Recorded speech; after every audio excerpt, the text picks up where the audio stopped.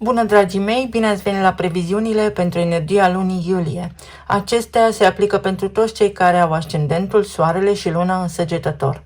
În prima parte a emisiunii voi descrie tranzitele astrologice din această lună și apoi vom vedea despre ce este vorba în energia cărților de oracol, în cele de tarot, dar și în talismane.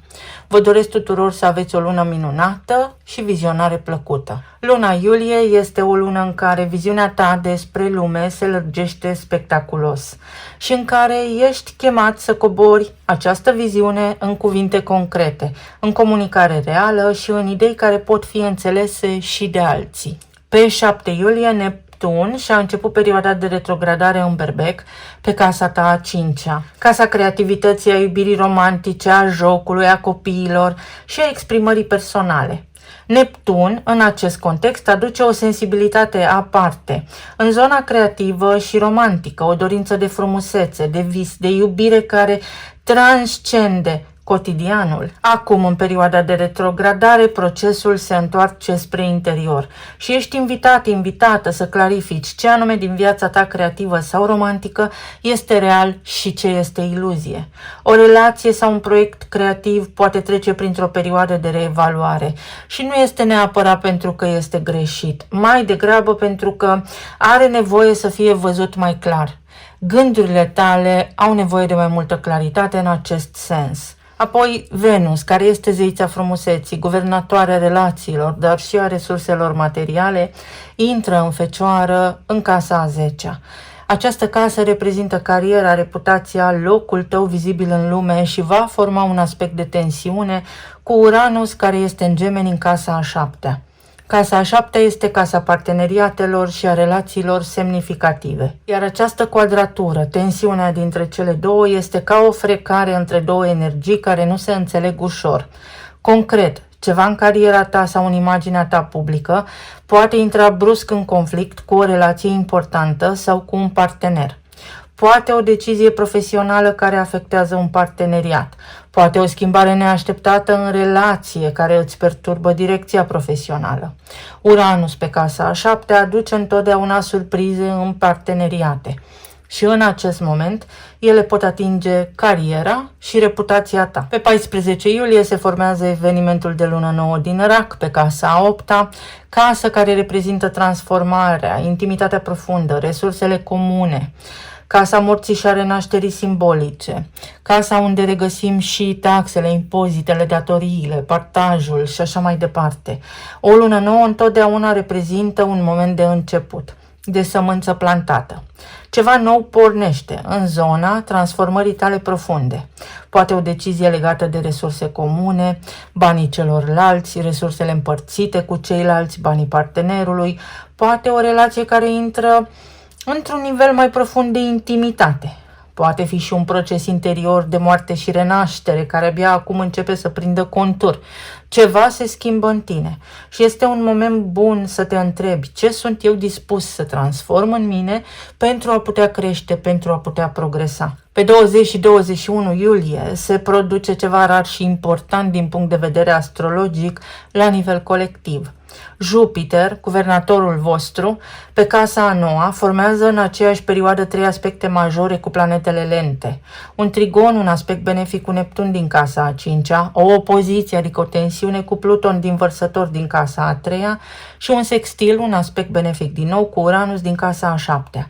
Ești în mijlocul unei configurații rare, care activează direct teritoriul tău natural. Trigonul cu Neptun din casa a 5-a conectează viziunea ta filozofică cu creativitatea și cu iubirea. Ce crezi despre lume se revarsă acum în ceea ce crezi și în ceea ce iubești. Există o inspirație profundă disponibilă acum dacă ești dispus să o primești. Opoziția cu Pluton, care este și el în retrogradare, în casa a 3-a, în Vărsător, arată că această expansiune a viziunii intră în tensiune cu comunicarea cotidiană și cu informațiile concrete. Ceva din ce spui sau cum spui cere o transformare profundă.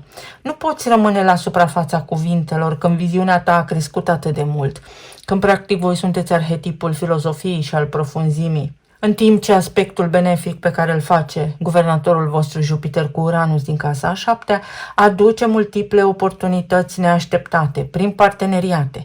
Cineva din viața ta relațională deschide o ușă spre o perspectivă nouă despre lume. Pot fi noi parteneriate, poți cunoaște pe cineva, poate fi o relație amoroasă. Sunt fel și fel de surprize extrem de benefice și de plăcute. Soarele își schimbă și el semnul, începe tranzitul prin Leu și se alătură lui Jupiter pe casa a 9-a. Viziunea ta se luminează complet. Urmează câteva săptămâni în care vrei să explorezi, să înveți, să călătorești, să filozofezi, să cauți sens. Casa a 9-a are legătură și cu străinătatea. Pot fi, să spunem, călătorii pe distanțe lungi sau pot fi lucruri care implică străinătatea sau pe cineva care nu este de aceeași naționalitate cu tine. Energia ta este la maximum. Nu rezista acestui impuls spre expansiune și spre cunoaștere, pentru că este momentul tău să strălucești. Apoi Mercur își reia mersul direct în Rac, în sfârșit, pe casa a 8-a. Mercur a fost retrograd în această casă din 29 iunie și a blocat, a încurcat, a încălcit procesele legate de transformare profundă, de resursele comune, de intimitate. Spre exemplu, în cazul în care ai vrut să accesezi un credit sau niște fonduri, cel mai probabil au existat provocări cu actele. Iar de acum începând, claritatea revine în aceste zone, conversațiile despre banii comuni, banii partenerului, despre intimitate sau despre procese de transformare pot fi reluate cu minte limpede și cu foarte mult calm. Pe 26 iulie se produc două lucruri simultan și ambele sunt extrem de importante. Și Saturn va intra în retrogradare în Berbec, în casa a 5-a, alături de Neptun, care deja a retrogradat la început de lună. Saturn în casa a 5-a până acum a construit structuri în zona creativității și a exprimării personale. Poate ai fost mai timid ca de obicei, spre exemplu. Când începe perioada de retrogradare, îți cere să revizuiești aceste structuri. Ce din proiectele tale creative este cu adevărat solid și merită continuat, pentru a te asigura că nu pierzi timpul cu lucruri inutile. Ce anume din relațiile romantice sau din relația cu ai tăi copii are nevoie de mai multă disciplină și responsabilitate. Este un moment de revizuire serioasă a tot ceea ce ține de exprimarea ta personală, a, să spunem, disciplinei, a responsabilității față de copii, dar și la nivel de iubire și creativitate. Și tot pe 26 iulie, nodurile lunare își schimbă axa pentru 1 an și jumătate. Nodul nord intră în Vărsător, în casa a 3-a, nodul sud intră în Leu, în casa a 9-a.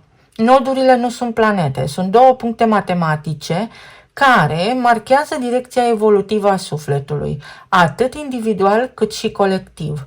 Nodul sud ne arată ce lăsăm în urmă, iar nodul nord arată unde mergem și ce trebuie să construim.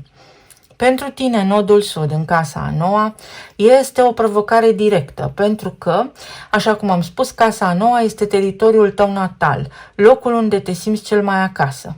Iar nodul sud acolo îți spune că tiparul vechi al rămânerii în viziune și în filosofie, fără să cobori în concret, al căutării eterne a sensului, fără a-l traduce în comunicare reală și în detalii practice, este gata să fie eliberat. Se încheie un capitol. Nodul nord pe casa a 3-a îți arată direcția următorilor ani.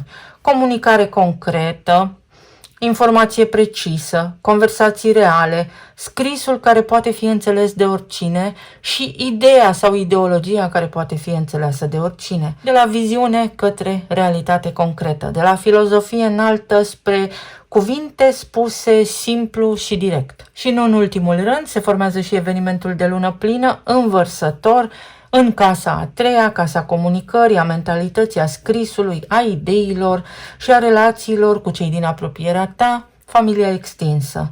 O culminație în această zonă, ceva legat de o comunicare importantă, de un proiect de scriere sau de o relație din vecinătatea ta sau de o relație cu cineva din familia extinsă, ajunge într-un punct de claritate sau de încheiere. Este de altfel și prima lună plină pe această axă nodală. Are în ea energia unui prag, a unui început de capitol nou în relația ta cu cuvântul și comunicarea concretă, cu modul acesta mai direct de a comunica. Și în aceeași zi, Jupiter, guvernatorul vostru, va face o conjuncție exactă cu Soarele în Leu în casa a noua. Este una dintre cele mai generoase zile ale anului pentru tot ceea ce are legătură cu viziunea, credința, studiul aprofundat sau studiul universitar, dar și în legătură cu explorarea și cu străinătatea. Dacă există ceva ce vrei să înveți sau vrei să explorezi sau vreo destinație, să spunem, exotică în care vrei să ajungi, această zi are în ea o deschidere aparte și poate fi considerată extrem de norocoasă. Astfel că luna iulie este pentru tine o lună în care viziunea ta poate atinge cote maxime, dar ești chemat să o aduci în concret, în viața ta de zi cu zi, în cuvinte pe care și ceilalți le pot înțelege și le pot auzi. Cel mai mare dar al tău nu este că vezi departe în această perioadă. Cel mai mare dar al tău începând cu această perioadă poate fi și acela că îi poți ajuta și pe ceilalți să vadă ceea ce vezi tu prin perspectiva ta amplă. Să vedem acum ce ne spun și cărțile oracol. O călătorie exotică. Putere, curaj și forță. Puterea este arcana leului, casa a noua. Puterea de a transforma viziunea pe care o ai acum, poate ai niște planuri, poate ai niște idei, în ceva concret, în ceva stabil. Să îți transformi pasiunea, visurile în realitate. Avem și o stropitoare, ai această abilitate de a planta realmente niște semințe în momentul în care se formează aspectul de lună nouă din Rac. Avem aici elementul apei și mesajul acestei cărți oracol este să ceri ajutorul sau să împărtășești informația. Foarte interesant. Să nu mai ții doar pentru tine anumite informații, anumite lucruri, pentru că pot deveni o reală provocare. Te poți încărca și cu problemele celorlalți sau poate în ultima perioadă ai avut o rutină legată de ai tăi copii, foarte copleșitoare și poți cere ajutorul cuiva din familia extinsă în acest sens. Poate ai copii mici, spre exemplu, și te pot ajuta cei din familia ta extinsă sau, de ce nu, chiar și părinții. Este un exemplu pentru ca voi să înțelegeți ce aveți de făcut. Te simți copleșit, cere ajutorul. Deși da, ai foarte multă putere, ai nevoie să te regenerezi. Aici avem o râmă, claritate și determinare. Foarte, foarte important va fi momentul în care Mercur își reia mersul direct în Rac, pentru că vei ști exact ce ai de făcut, mai ales în contextul în care își reia mersul direct în casa 8-a. Asta înseamnă pentru tine că ceva din ceea ce îți doreai sau că ceva din ceea ce implică resursele împărțite cu ceilalți se clarifică acum. Poate vorbim despre banii partenerului, poate până acum ai depins de banii partenerului și începând cu această lună devii sub o formă sau alta independent. Iar aici avem o ceață, obscuritate și un sentiment de rătăcire care îi se datorează și lui Mercur retrograd în Rac, dar și lui Neptun care a retrogradat în Berbec. Această lună nu este despre a fi nici o victimă, nici un salvator. Este despre a fi în echilibru și a rămâne în poziția de observator. Adică ia lucrurile fix așa cum vin și nu te implica prea tare, nu te supăra prea tare atunci când apare o provocare, pentru că așa cum vine, așa și trece. Hai să vedem acum ce ne spune și tarotul pe zona relațiilor, planul material și emoțional pentru tine în luna iulie. Este o lună în care ai posibilitatea să te distrezi mai mult, să lași deoparte, uite de ce nu, grijile vieții. Da, este o lună în care îți poți lua pe cât se poate de simplu o vacanță, pentru că este bine meritată, o meriți. În zona relațiilor avem regele de bâte, 6 de spade, îndrăgostiții și faetonul. Tu și familia ta într-o vacanță, tu și partenerul tău de viață într-o vacanță. Ai nevoie de liniște, de bucurie, tu și partenerul tău de viață și cineva vă poate ajuta. Fie să vină să stea cu ai tăi copii, în cazul în care ai, sau cu al tău copil, în cazul în care ai, fie poți lua pe cineva cu tine în această vacanță, astfel încât să te poți și tu odihni, astfel încât să te poți și tu recupera. În altă ordine de idei aici, pentru aceia dintre voi care sunteți singuri, este un moment spectaculos de bun în care dacă îți schimbi locul, îți schimbi norocul. Asta înseamnă că indicat ar fi să ieși din casă în luna iulie, să faci ceea ce nu ai face în mod obișnuit, să te vezi cu oamenii cu care nu te-ai vedea în mod obișnuit, să schimbi puțin obiceiurile, pentru că prin această schimbare poate apărea cineva semnificativ în viața ta, cineva cu care să intri acum într-o frumoasă poveste de iubire care se poate să ducă chiar spre relație stabilă de căsătorie în timp.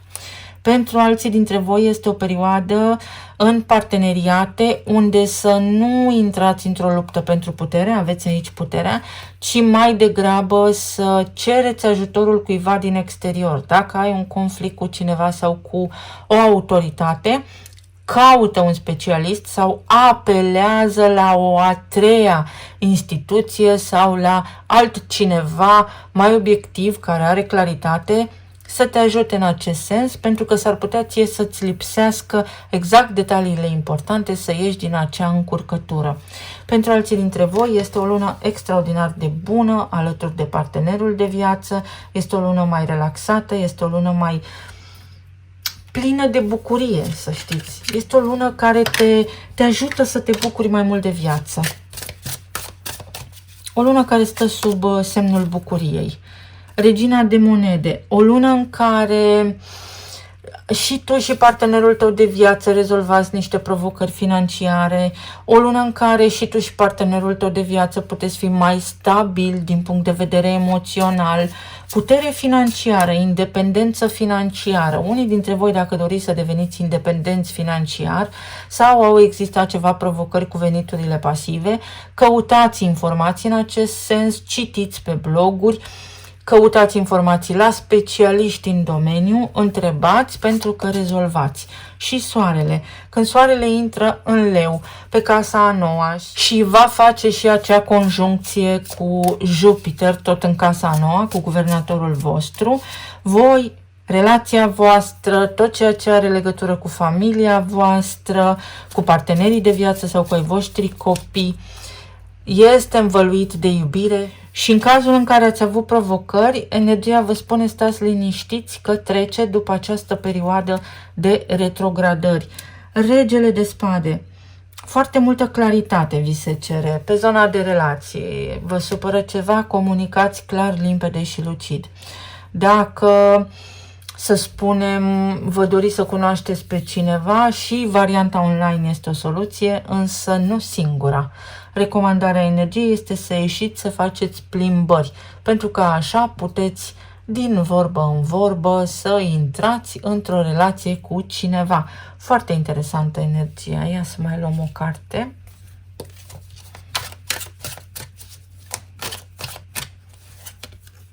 Uite, o ancoră. O relație stabilă, niște lucruri care se stabilizează în rutina voastră, în casa voastră, în relația voastră, cu partenerul sau partenera de viață sau cu ai voștri copii.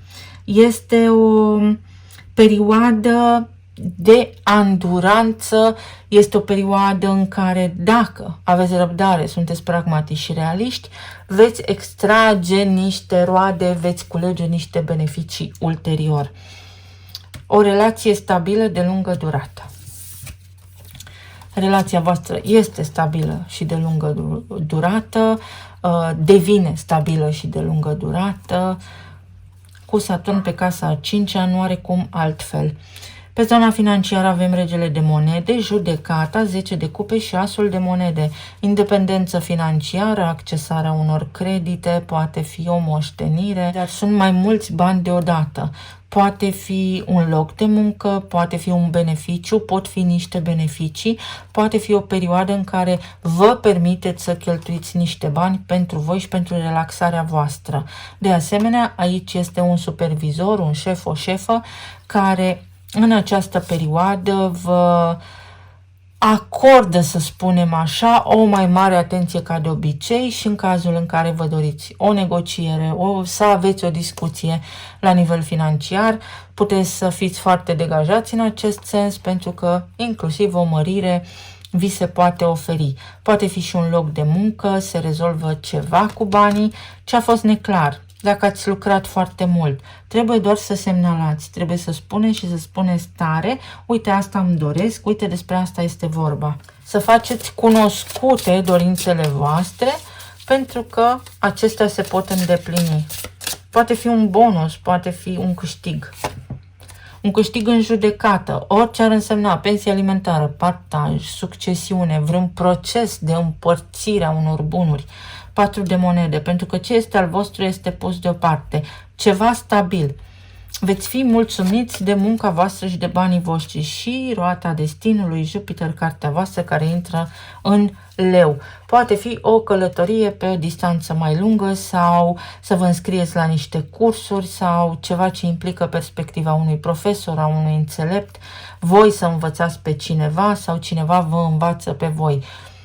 Fie vă spune ceva despre un loc de muncă, despre un nou loc de muncă, fie vă învață, vă vinde un pont, metaforic vorbind, despre cum să faceți mai mulți bani, tot ce are legătură cu banii și cu resursele împărțite cu ceilalți în această perioadă se clarifică și vor fi câștiguri mai mari.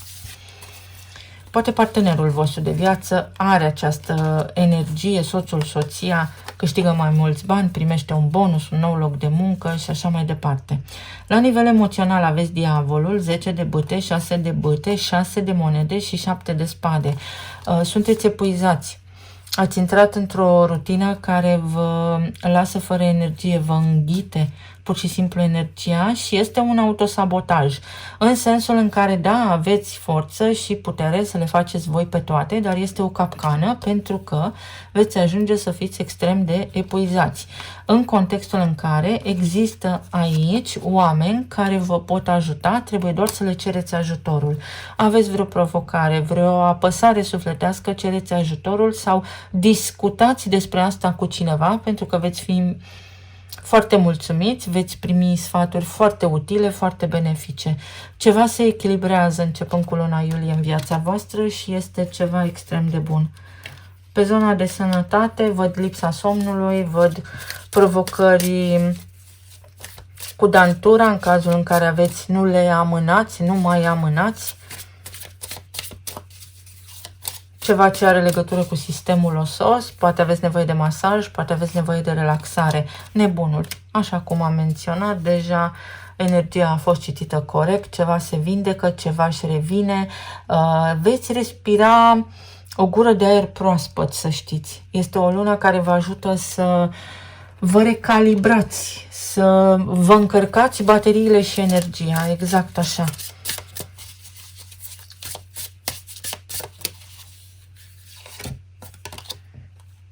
Uite, este o lună în care să vă adaptați, să luați lucrurile pas cu pas, să vă mișcați cu ritm, să luați fiecare lucru rând pe rând, pentru că veți reuși să faceți tot ceea ce v-ați propus. Anduranță, răbdare și înțelepciunea, despre care am vorbit anterior. Mergeți cu ritmul de la zi la zi și veți fi mai bucuroși.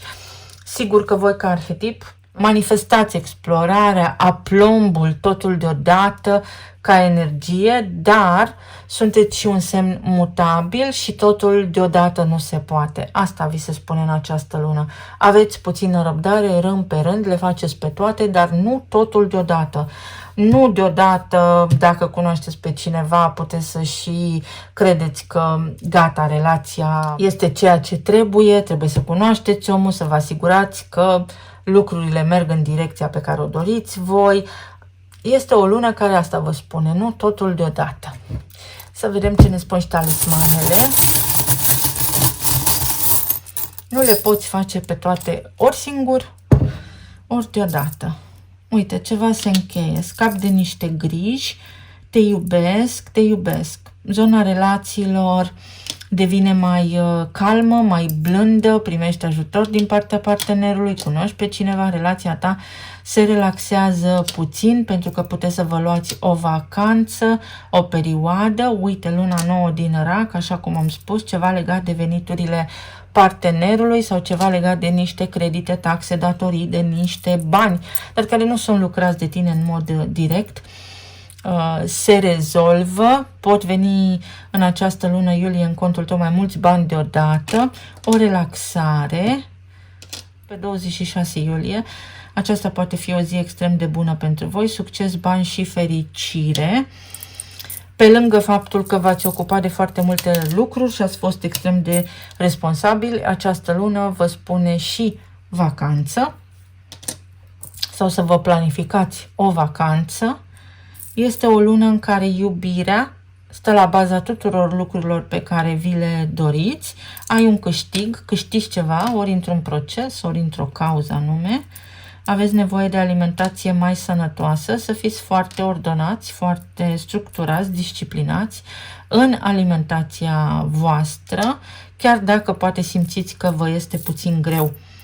Toate lucrurile trec, posibil unii să fiți foarte obosiți în ceea ce privește copiii voștri, să fie o lună mai agitată din acest punct de vedere, nu să vă agite ei, ci ei să fie implicați în anumite lucruri care sunt importante și voi să vă consumați așa energetic în acest sens. Uite, o relație, o căsătorie, ceva oficial se poate întâmpla.